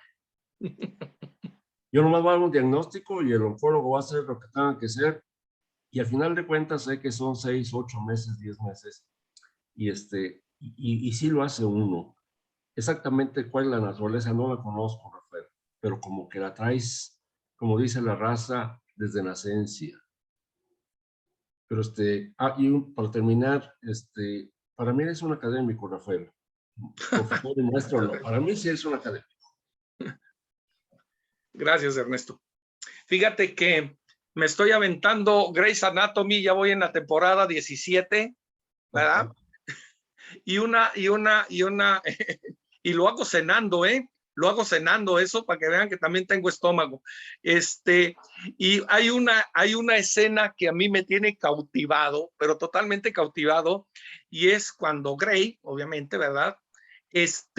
Imprime el tumor lo imprime en colores y le pone un marco y lo pone en la cabecera de su cama, porque es el tumor más hermoso que ha visto en su vida. Entonces, bueno, digo, yo sé que Grey's Anatomy no es una serie, es una telenovela, ¿no? Sí, pero quitando todo esto hollywoodesco, ¿verdad? Es admirable, ¿verdad? Admirable, pero fíjate cómo entramos en otro lenguaje, ¿no? O sea, vamos al lenguaje estético, vamos a este cuidado de la patología, ¿sí? A pesar de la violencia estructural que se está ejerciendo biológicamente. Empezamos a construir descripciones. O sea, dejamos las definiciones. La definición es un tumor es malo. No, aquí describimos el tumor como una de las cosas más bellas que hemos visto en la historia de la medicina, ¿verdad? O sea, vamos hacia otros constructos, hacia otro lenguaje. No se diga estos factores biológicos y estos factores psicológicos, ¿verdad? Aunados a los factores sociales. ¿Sí? Todo lo que estamos viviendo hoy en día, ¿verdad? ¿Sí? Lo que pasa es que, pues, nuestros estudiantes están en un esquema de fatiga. Y dices, caramba, pues, ¿cuál extremo? ¿Cuál fatiga, mano? Pues, si este pelado lleva 20 horas durmiendo, ¿fatiga de qué, verdad? O sea, ¿de qué está cansado, no? ¿De qué está cansado? O no prendo la cámara porque estoy en mi derecho humano de no mostrarte mi imagen, ¿verdad? Y entonces es otra antropología, otra forma socio-psico-biológica o biopsicosocial. Vayamos un poco más adelante. ¿Qué pasa con la clínica aquí? Vamos al mundo de la clínica, de la experimentación y de la investigación. ¿Qué pasa con la clínica? La clínica es un conjunto de recomendaciones basadas en una revisión sistemática de la evidencia. ¿Ok? O sea, aquí no estamos hablando de el médico de maletín, ¿verdad? Aquí estamos hablando de análisis bioquímicos, ¿verdad? Y de imágenes, resonancias, radiografías, qué sé yo, ¿no? Y entonces, pues a partir de esos análisis y de esas imágenes, lo voy a decir como lo estoy pensando, a partir de números e imágenes, ojo ahí, a partir de números e imágenes, hacemos clínica. Y entonces, por las evidencias, ¿sí? Hacemos evaluación de riesgos y beneficios de las diferentes alternativas con el objetivo de optimizar la atención sanitaria del paciente. La clínica también es otro boleto. No es la clínica de la estimativa, no es la clínica del sentido común, no es la clínica de la memoria, ni es la clínica de la imaginación. Es la clínica de la evidencia, porque el modelo antropológico es otro. Entonces yo tengo datos numéricos e imágenes que me ofrecen la bioquímica, la biología, ¿verdad? Fundamentalmente, y que me da esos datos y con esos, ¿verdad? Y algunos cuestionarios, algunos cuestionamientos psicológicos y algo de historia clínica, pues hago el armado de mi práctica clínica. Y digo, bueno, pues sí, aquí está esto. Y según estos datos, pues este individuo tiene derecho, ¿verdad?, a hacer un acta notarial los próximos 3 meses, porque a los 3 meses, un día, ya no va a estar en este planeta, al menos como lo está ahorita, ¿verdad? Sí. Entonces, ahí tienen ustedes la clínica. Cambia, se modifica la narrativa, como dicen actualmente, ¿no? Sí. Y entonces la experimentación, sí, se asienta, pues, en el método científico. ¿Ya? No va a ser más que la acción de experimentar y se asienta en el método científico. Y entonces, ¿qué va a ser la investigación? ¿Sí? La investigación va a ser aquella que va a ampliar el conocimiento científico, ¿verdad?, sin perseguir en principio ninguna aplicación práctica. Esa es la investigación. Recientemente salió un artículo en una revista muy prestigiosa del ámbito científico, ¿verdad?, que un alto porcentaje, más del 50 o 60, más del 60% de los prototipos de laboratorios no se pueden replicar en el mundo práctico, en la práctica clínica. ¿Ya? O sea, todo un protocolo de investigación, hermosísimo, ¿verdad?, con resultados más satisfactorios, nada más que en ambientes controlados. No, pues sí. Pues sí, ¿verdad? Entonces quitas el ambiente controlado, que es el del laboratorio, y entonces pues resulta que ya no jaló el changarro, ¿eh?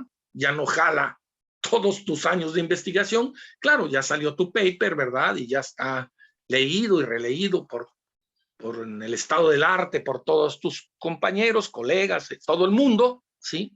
Nada más que el amigo que está allí, la amiga que está allí en la clínica, en el jale diario, perdón por los conceptos tan norteñotes, ¿verdad? Pero que está en la vida diaria, ahí en el trabajo diario, ¿verdad?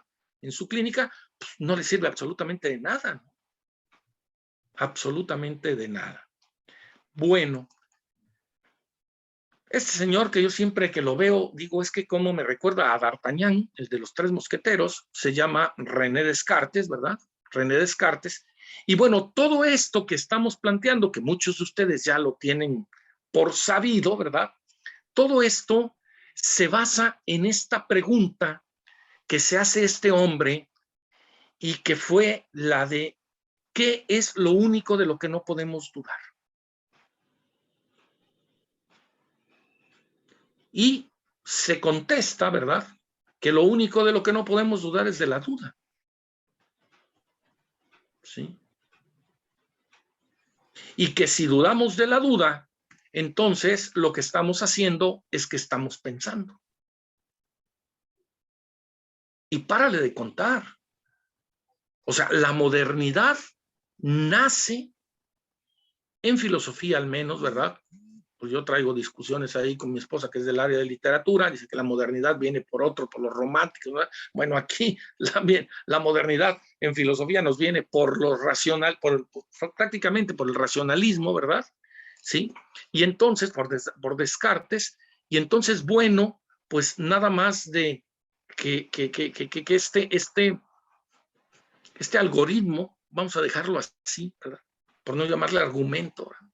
Esta manera de estructurar el pensamiento, diciendo yo puedo dudar de todo menos de que dudo, si dudo pienso, y si pienso, pues existo.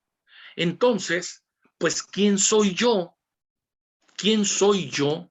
Yo soy una res cogitans, es decir, una cosa que piensa. Y si yo soy una cosa que piensa, pues ¿quién tiene la razón? Pues yo. Y se acabó. No le busques mucho. Nada de metagramas ni nada. El programa soy yo. Yo soy el programa. Yo soy el que es capaz de darse por enterado que yo soy yo. Y entonces, ¿qué cosa es lo real? Lo real no es más que una extensión de mi yo. Así se maneja el 99.9% de las organizaciones en el mundo. O sea, bajo el principio de que si lo pienso yo, es verdadero. ¿Por qué? Porque lo pienso yo. Voy a poner un ejemplo ya ven ustedes que a mí me gustan los ejemplitos, ¿verdad? Un ejemplo muy simplón, ¿verdad? Una vez estando, pues, en unos cursos en la Universidad de Harvard, aprendiendo ahí con ellos sobre unas cuestiones del método de casos, hicimos un caso, unos colegas y un servidor, hicimos un caso y nos quedó bien bonito nos quedó el caso. Seguimos toda la metodología, nos aplicamos, hicimos el caso y entonces, pues, nos evaluaron bien. Resulta que pues, sacamos pues 100, por decirlo, ¿verdad? 100 con el caso. Y entonces yo me acerqué con el profesor y le dije, oiga, profesor, fíjese que hemos platicado los compañeros y quisiéramos que nos publicaran este caso en la base de datos de los casos de Harvard. Y me dijo, no. ¡Ah, caramba! Y le digo yo, ¿me podría usted decir por qué no? Usted nos puso 100, el caso está bien hecho, digo, no le podemos publicar este caso en nuestra base de datos. Bueno, está perfecto, está muy bien, ¿no? Yo me quedo con mi caso, y me voy para mi tierra y se acabó. Pero dígame usted, ¿por qué no? Y me contestó, porque usted no es profesor de la Universidad de Harvard. Solo por eso. Es decir, el yo, no se diga el yo académico, ¿verdad? El yo opera como forma mentis donde la razón biopsicosocial, ¿sí?, se fundamenta precisamente en la certeza de la evidencia de números e imágenes, porque yo pensé que eso es lo que son las cosas, y la realidad no es más que lo que yo pensé. ¿Tan, tan? Bienvenidos al nuevo modelo, ¿verdad? Oiga, usted entendió, yo no tengo que entender nada, yo pensé. Y si pensé, tengo la razón. ¿Ya? Oiga, pero usted quería encontrar eso, yo no quiero absolutamente nada.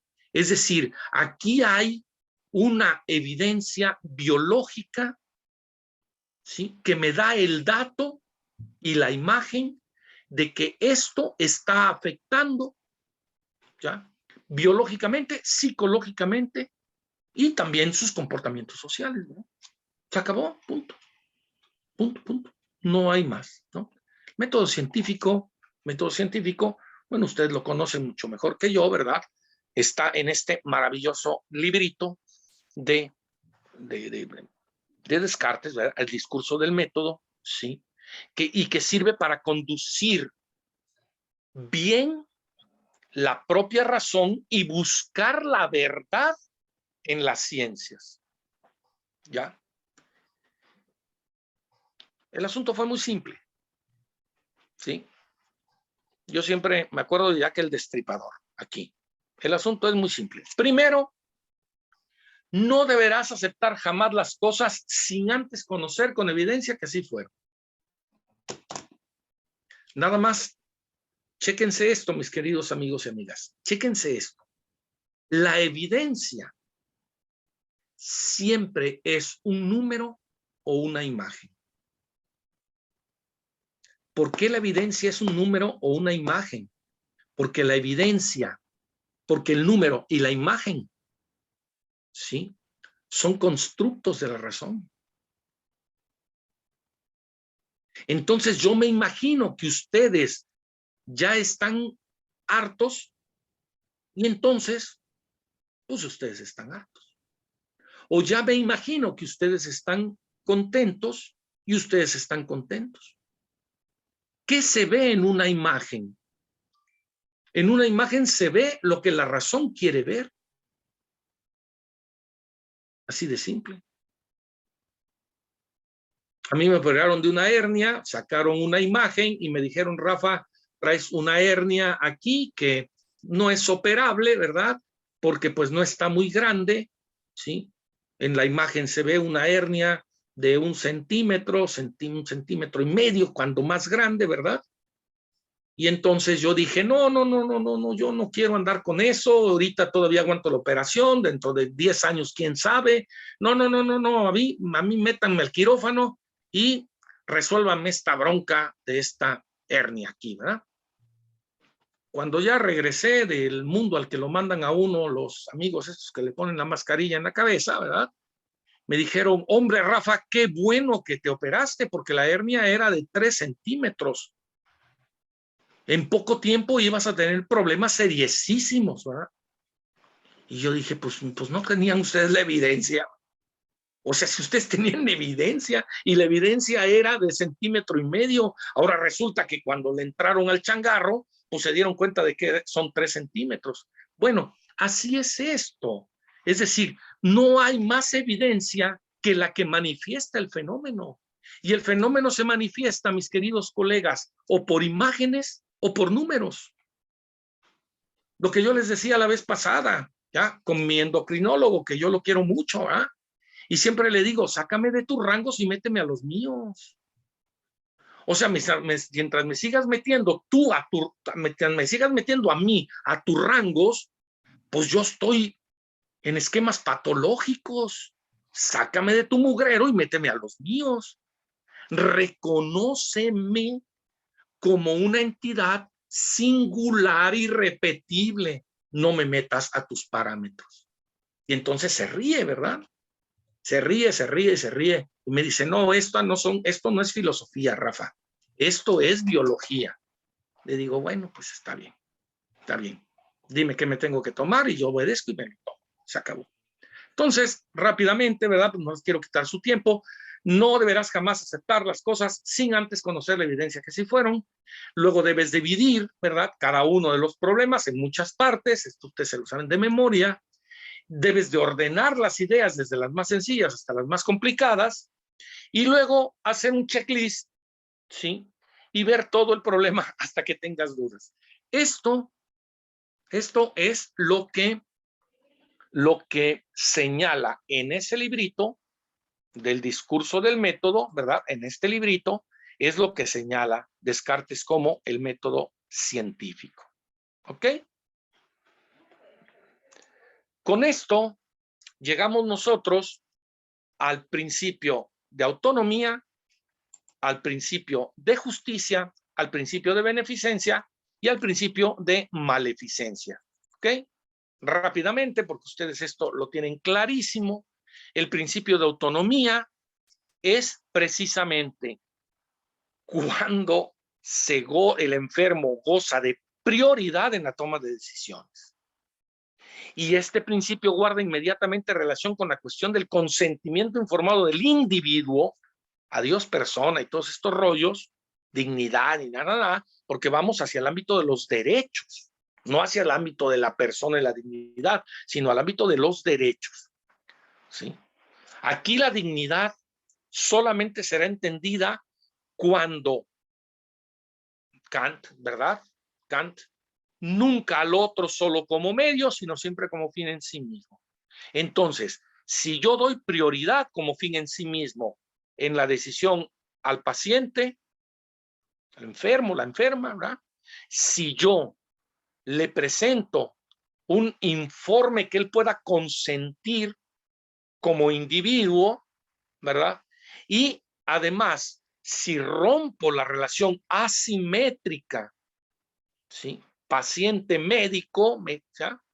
Entonces mantengo una relación simétrica, médico-paciente, entonces pues me alejo del paternalismo. ¿Ok? Y eso me lleva a mí precisamente a un acto de justicia en donde el tercer actor, que es la sociedad, tercer actor porque el primer actor es el paciente, segundo actor aquí es el médico y el tercer actor es la sociedad, ¿sí? Se da en un ámbito de respeto y en un ámbito en donde la obligación de la igualdad en los tratamientos, ¿sí? Tiene que ser de manera equitativa para la distribución de los recursos de la sanidad, los hospitales y la investigación. Esto ya vimos que el COVID nos hizo favor de decirnos que, pues que quién sabe. Nos digo muchas cosas del COVID, entre ellas esto, ¿verdad? ¿Sí? Y cerramos pues prácticamente bajo el principio de beneficencia, que es comprometer y proporcionar los beneficios, ¿sí? Para hacer todo el bien al paciente, ¿ya? Y el principio de no maleficencia es la que nos obliga a no dañar a los demás bajo el principio, obviamente, que es conocido como el primum non nocere, ¿verdad? ¿Sí? Es decir, yo estoy aquí para no dañarte. Yo estoy aquí para no dañarte. Tenemos unos minutillos, pues, unos minutillos. No sé si haya algún comentario, alguna reflexión, algo que ustedes quieran matizar. Nos vamos a ver este sábado, ¿verdad? Este sábado a las 8 de la mañana. El sábado a las 8 de la mañana. Y allí vamos a retomar esto, ¿verdad? Y vamos a dar el empujón hacia donde yo quiero ir, ¿verdad? De decir, bueno, y estas son las corrientes bioéticas, pero yo ¿cómo estoy ejerciendo mi clínica, ¿verdad? ¿Cómo pretendo hacer experimentación y cómo quiero hacer investigación, ¿no? Sí, que es un poco por ahí donde va la reflexión. ¿Alguna duda? ¿Alguna reflexión? Maru, ¿quieres decir algo? Sí. Solamente quería comentar, bueno, que la clase ha sido el tema de hoy ha sido muy enriquecedor por las opiniones de todos los compañeros, ¿verdad? Fueron puntos muy interesantes. Y a mí en lo particular, el hecho de hablar de persona, individuo, paciente, ¿verdad? Que es lo que hablamos los clínicos, me lleva a los dilemas éticos que tuvieron que pasar todos los clínicos en esta pandemia. Uf. Creo que si varios de ellos conocen sus principios, sus valores, pero ya viendo la cantidad de pacientes que tenían y la emergencia sanitaria de todos los hospitales, me ha tocado escuchar las pláticas de aquellos que estuvieron en la terapia intensiva, el área más crítica, ¿verdad? Donde había decisiones que tomar. Y decisiones que realmente, tanto para la enfermera como para el médico, van a quedar estampados en su mente toda la vida. Toda la vida. Toda la vida. Y solamente los pacientes que estuvieron ahí saben a lo que nos referimos, ¿verdad? Así es, Maru. Y fueron dilemas tan difíciles en donde yo me pongo a pensar, soy persona, él es individuo, es un simple paciente, y el que llega, ¿qué? ¿Es persona, no es persona? Al que le vamos a quitar, ¿no es persona? Claro, claro. Se lo vamos a quitar, ¿por qué? Porque tiene 65. Claro, claro. Es persona, tiene 80, es persona. Pero todas esas experiencias son invaluables para un ser humano en el aspecto de que así como los militares se van a la guerra y les ponen una mención honorífica o les ponen una pared con un puntito y dicen, aquí murió Jaime Rodríguez, por decir, ¿qué pasa con todo el personal clínico y paraclínico que tomó esas decisiones y que quedaron con un estigma? O sea, ¿qué pasó? ¿Qué fue lo que hice? ¿Qué tuve que hacer? Sí, Maru. ¿Qué me ordenaron que hiciera? Claro, claro. ¿Qué dijeron mis jefes que tenía que hacer? Claro. Entonces, aquí este tema del personalismo y el principialismo, yo creo que es fundamental. Fíjate, Maru, ahorita que te estaba escuchando, hay dos cosas que yo sigo dándole muchas vueltas, ¿verdad? De hecho están ahí, bueno, hay un material que les compartiré ya al final, ¿verdad? Una propuesta bioética post-COVID, pero fíjate, Maru, el principio terapéutico, ¿dónde quedó? ¿Dónde? Y el consentimiento informado, Maru, ¿dónde quedó? Es decir, pero si no podían ni salir del mínimo espacio, ¿dónde? Olvídate ya bien, eso es monstruoso lo que estamos pensando, ¿verdad? Pero nada más, por parte de los principialistas, de los personalistas, ¿dónde quedó el principio terapéutico? ¿Dónde quedó la persona? Y por parte de los principialistas, ¿dónde quedó el consentimiento informado? Exacto. Que atrás del consentimiento informado, pues estamos hablando de la autonomía, ¿ya? Y atrás del principio del terapéutico estamos hablando de la totalidad de la persona, ¿va? Entonces, ¿dónde? Perdón la interrupción, pero con lo que decía el doctor Ernesto de su consentimiento ¿cómo se anticipada? Voluntad anticipada. ¿Qué pasó con todos los que entraron a ese mundo de terapia intensiva? ¿Cuál voluntad anticipada? Nada, Maru, nada. Fíjate, Maru y Marcial y Rodrigo y Silvia y Rosa, un poco para cerrar nuestra sesión el día de hoy. Creo que lo comenté la vez pasada, que cuando empezó la pandemia hubo un encuentro de rabinos y pues tengo la fortuna, ¿verdad?, de ser muy buen amigo de un rabino que actualmente vive en Jerusalén. Y entonces yo no sé qué hizo, pero me metió ahí a este encuentro de rabinos. Yo no soy rabino, no soy judío, ¿verdad? Pero bueno, ahí estaba yo escuchando, ¿verdad? Me dijo nada más cámara cerrada y se acabó y ya saben ustedes, ¿verdad? Bueno, pues yo escuchando. Y este amigo, rabino, dijo una cosa, Maru, que a mí no se me ha quitado de la cabeza desde hace 2 años. Ya prácticamente 2 años llevamos en esto, ¿no? Si no es que más, ya no sé cuánto. Dijo este rabino, la pandemia, ¿sí?, no dejó desnudo a nadie. Cuando yo escuché eso dije, hombre, este rabino de veras que está en otro planeta, hombre, ¿sí? Y pues obviamente me callo, ¿verdad? Escucho y dice, lo voy a volver a repetir, la pandemia no dejó desnudo a nadie.